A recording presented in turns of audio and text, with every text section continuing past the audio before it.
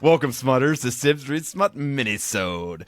This is our chance to let you know what else besides Smut is on our reading lists, or that we're watching in pop culture, or talking about, or seeing on the TikToks.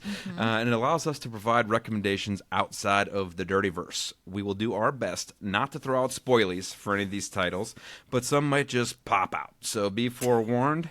A list of the titles and titties we talk about will be in the episode description, so make use of that to add them to your Goodreads lists, or viewing lists, or my list, or whatever the fuck channels you're watching have. On this past week's podcast, we talked about Icebreakers by Hannah Grace. We both loved it. We both enjoyed. I forgot to tell you. I forgot to tell you during the podcast that Icebreakers by Hannah Grace, not Wells. Good. Thank you. Is becoming a Netflix series. Whoa. Show or movie? Show. I feel like it's kind of bad timing with Off Campus. Like, I feel like they got scooped. But yes, Icebreakers will be coming to your screen. Well, speaking of the of Off Campus, you have watched it all. I am now 2 eps deep. That's it. You've only watched 2 episodes. People have been like slamming that in like a night. People love it. Yeah, the girlies love it. Yeah, the melodrama is a lot for me to take, in multiple episodes in one sitting.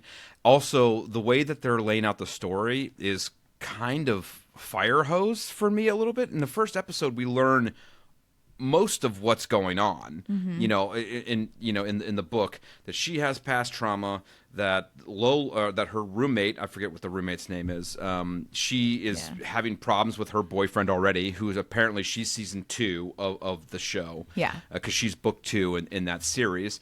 But they set it up in episode 1 that she's having issues with her boyfriend. All this stuff is set up in episode 1, where I'm like, there's such little world building that I was kind of shocked at how much stuff, that he hates his dad, that all this stuff was happening. All of this is introduced in the first episode. I'm like, wow, you have 10 episodes to get through this, and you throw all this out episode 1? I think it's 8 episodes, but I have several friends who have watched episodes 1 through 4. Like, they watched the whole series, and then they've gone back and rewatched episodes 1 through 4. Like several times, because I feel like those are like the juiciest episodes. And I don't know if we said this, obviously Off Campus based on The Deal by Elle Kennedy, and we talked in our like the actual episode about how The Deal and Icebreakers are kind of similar in just like hockey player, in a lot of overall tropes. I mean, Hannah in the book is not in The Deal, is not a figure skater. What do you prefer on Hannah? Do you prefer her yabos or her helmet? Oof. Major League Yabos. She's got Major League Yabos, and you told me the helmet was it's like a meme online. I mean, people have like, I think, and so it's funny. I don't know. I mean, I know why, because I'm like a millennial chick who reads rom-coms, and so my like TikTok and Instagram are just full of all of these like cast interviews with the off-campus people. And so apparently, as the actors, her helmet became like a running joke, and that's why she like in the scenes, like they were like, oh, it needs to have its own title in the credits and all this stuff. And so it became a joke to the cast, and then they were loving that. It was not flattering. It was really unflattering. And it became funny then that like it was one of the characters on the show, and the people watching it talk about it. I like so that. much. I like that inside baseball. I like to know that they're making a joke out of it, because if not, like that prop person should be fired. They were like taking it really seriously. Yeah. There's like all these funny Instagrams, like behind the scenes stuff from the show, where they're like all trying on the helmet, and somebody put together like a poster of all of the times that Hannah wore her helmet. So it was funny, but. Yeah, so I don't. So FYI, there's no nudity in season 1 or in episode 1 though. You see the roommate's titties at some point, and it was almost like, I've talked about this extensively. I actually Googled. Listen, just the boobs in Off Campus really threw me for a loop because Hannah has giant knockers in a delightful way. Good for her. They are perky. She's going to have back problems. They are perky and beautiful. The roommate has little tiny tatas, perky, cute. I like. And so, but there's one scene where you see the roommate's tits, but she like goes out of her way to like turn into the camera. Like she's like coming into the room and she's like, "Hey, I got to run to my shift at my job, yada yada." And she's like changing and doing this stuff and like just completely unnecessarily turns towards the camera without a shirt on and then is like, "Yeah." And then turns back, and it's just there's no need for her to do that. And in real life, she absolutely would not. Like she would just change her shirt. Do you know what I'm talking about? No, but in episode 1, Graham does sleep with a bunny, and she does have her top off. She's got nice, big old knockers, and she has them out in episode 1. So there is chesticle nudity. Super respectful of women, FYI. And anyway, so there are I mean, I feel like there's a lot of titties. I only looked at them as part of the show. I did not Google them afterwards, Helen. That's respect. Smart. I did Google the titties during the show because I was so just sort of confused about how so I Googled it, and what I found was genuinely a whole article on the fact that I need to know the roommate's name. Will you figure out what her name is? So when actors were auditioning for Hannah versus the roommate, they were told right off the bat, like, Hannah will not take her top off and the roommate will. So like, audition appropriately. Allie. So like audition appropriately to like whichever role that you would be comfortable with. And so like they both went into their characters knowing like tops on, tops off. And I don't know. I just thought that was the weirdest, like she had such big knockers, but then, we don't get to see the fun bags, the full picture. Anyway. Well, so we can move on from off campus. I'm season 2 or episode 2 through episode 2 of that, and so I'm working my way through that slowly. I'm also watching The Agency, which I enjoy with Michael Fassbender. It's his spy CIA show. Season 2 just came out. Just over the summer it came out. It's not super new, but I am waiting for Lioness season 3. That is my big one coming up. Zoe Saldana, who's badass CIA, shoot 'em up artist. She's phenomenal. That show's phenomenal. Tyler Sheridan, he's in everything right now, like Medea. It's great. But that's coming out next month, so I'm looking forward to that a lot. And stop clicking your pen. Fuck you. You made me buy this stupid microphone that picks up every little fucking noise. Have you read anything else this week that people need to know about? I am just finishing up The Midnight Train by Matt Haig. I think you read that a few weeks ago. You might have already talked about it. I enjoyed it. It was a nice, not rom-com. No, just straight novel. Just straight fiction. I mean, it's a love story, but it's more about like him reflecting on his life. Yeah.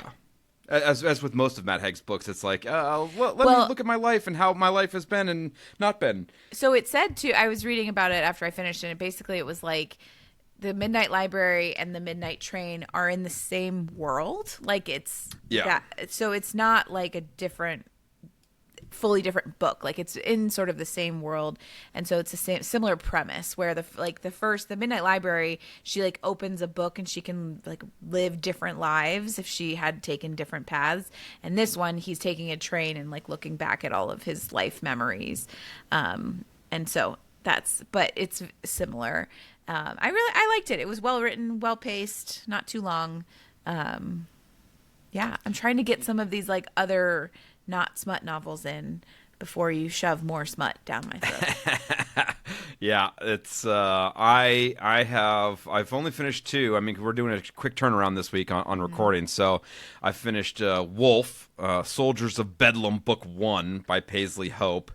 That was smut, right? Motorcycle gang smut, which was. And you said that was what you were hoping, or you were thinking that Baby and the Late Night Howlers would be that. That's what I thought Baby Late Night Howlers was gonna be, and this was exactly what you wanted from motorcycle, MC Smut. Mm-hmm. It's rival MCs fighting each other, things blowing up, people shooting each other, raunchy sex. It was, pretty much exactly what you wanted to see. And then a space opera, a sci-fi space opera called The Last Contract of Isako by Fonda Lee. And it was about, the samurai class of warriors in the future. She's 50, she's over the hill, but she's the best that ever was, and it's the last time she's going to get to do anything before she has to walk out into the cold, dark planet and die. And it was good. It was interesting. It's not our usual read, but it has. Apparently Fonda Lee does this kind of like sweeping space opera type thing a lot, and it was good.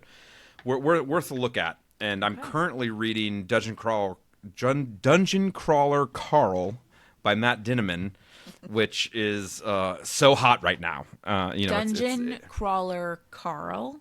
Correct. Book 1. There's like 16 of them. What is the premise of that? Aliens come and take over the world and send so many humans into a dungeon like game show contest where you have to kill random AI generated things and or other people and progress down the levels. And it's him and his cat. And they have to go through this dungeon, thing, and it's becoming a TV show as well. I was gonna say, I feel like I've seen that as like a TV show. Okay. It's getting created right now. I think they're gonna do it like Ted, where there's a lot of animation, some heavy CGI, and everything else because there's a lot of weird stuff that they meet in the dungeons. But I'm about halfway through right now, it's good. I'm enjoying it a lot.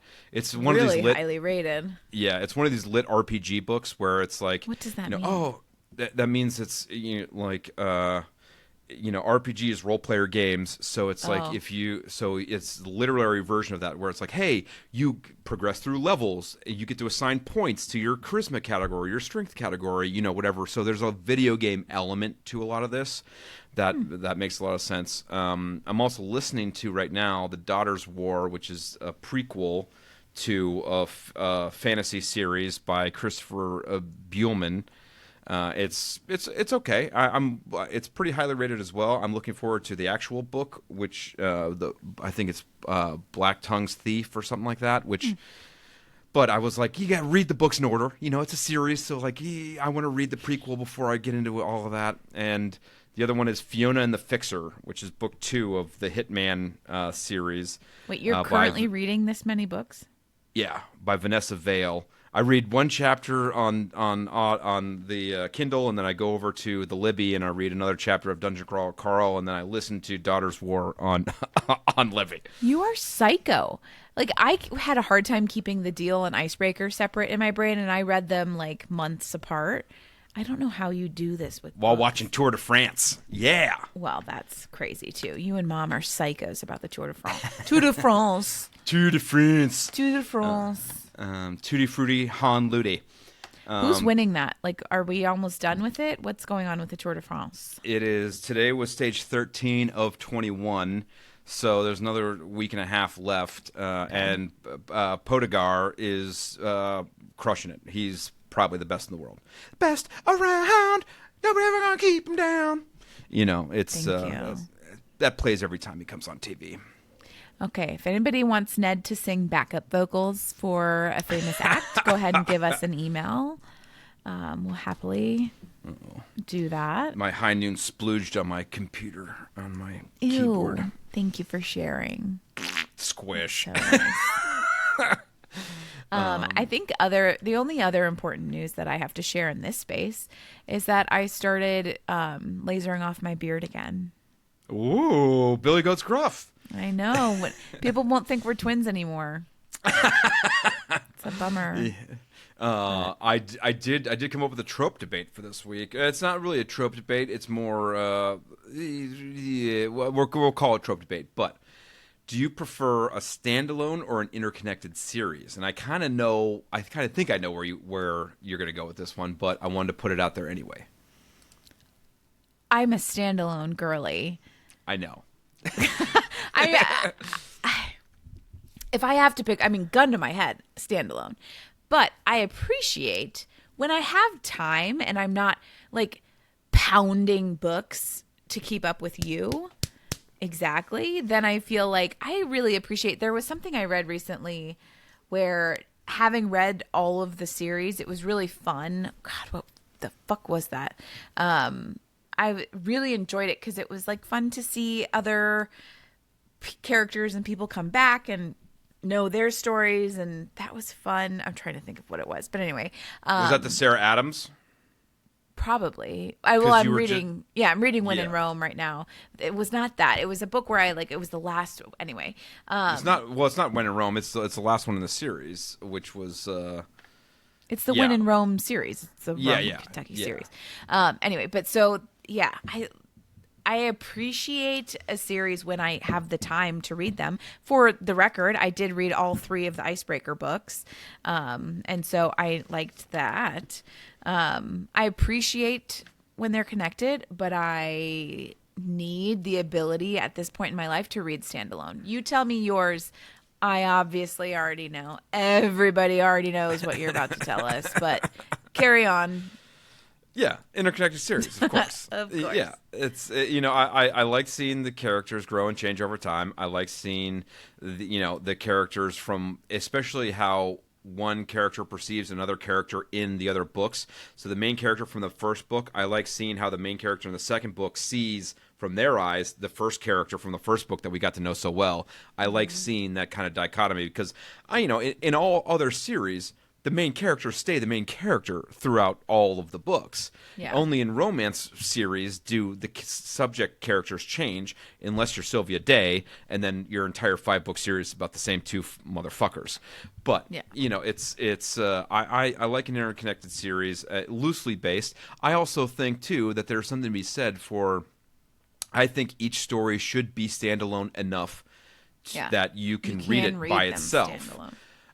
But, having a loose thread of interconnectedness, I think, really draws a series together. Your Megan Quinn's does that well. Debney Perry does that well, where, you can read each of these as standalone books, but they all kind of have a through line that connect them together. And Lucy Score has that, too. What did we just read a couple weeks ago that I was so pissed? We read the first book of a series, Bared to You, Sylvia Day. Bared to You, the Sylvia Day. Hated that. Hated that the whole fucking book was just to set up other books. Like, it was barely a standalone. That pissed me off. I didn't love that either. I think we even talked about it on the episode where I wanted to see some kind of through line for that book that you could give us a solid ending to the book that's not just, okay, we'll see what happens. Like, whatevs. But you definitely need to be able to read these books as standalone if they're going to be about different people. But I do love me an interconnected series. Yeah. Just love it. Anything else fit to print? Anything else you gotta let these smutters know about? People need to tune other than your clicky pen.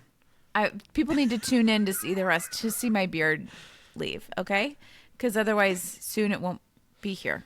So. We'll keep everyone abreast of the situation I need online. People to know also about me lasering off my beard that my husband bought me a Groupon for it. You are coupon folks for sure. You both love a deal. Well, I am less so. Ben likes to tell me that I just set money on fire, but he's not wrong. But he also sometimes sets money on. If you get that man in a Costco or a Sam's Club, look out. Or a hardware store. Yeah, sure. Snow blowers. A Home Depot. Blow up men for the front yard. His big thing. Yeah. Drive by our house this year. You will see a 25-foot Santa Claus. It's happening one way. Don't actually drive by their house. The doors are all locked because they own but they own that's guns. to keep toddlers and dogs inside. Anyway, yeah. So that's all I have. I am doing a Groupon laser on my chin beard. Ta-da! Any of the books we talked about on this minisode, we'll put in the descriptions below. Join us next week for Helen. Do you remember? Yeah. Yes. A simple wild. The Simple Wild. The Simple Wild by K.A. Tucker. Fuck you. Join us next week and join us next Friday for another brand new minisode. Tune in next week, Smutters. Ciao. Stay smutty. Bye-bye. Stay smutty. Ciao for now. Bye-bye. Ciao for now. Ciao. Bye-bye.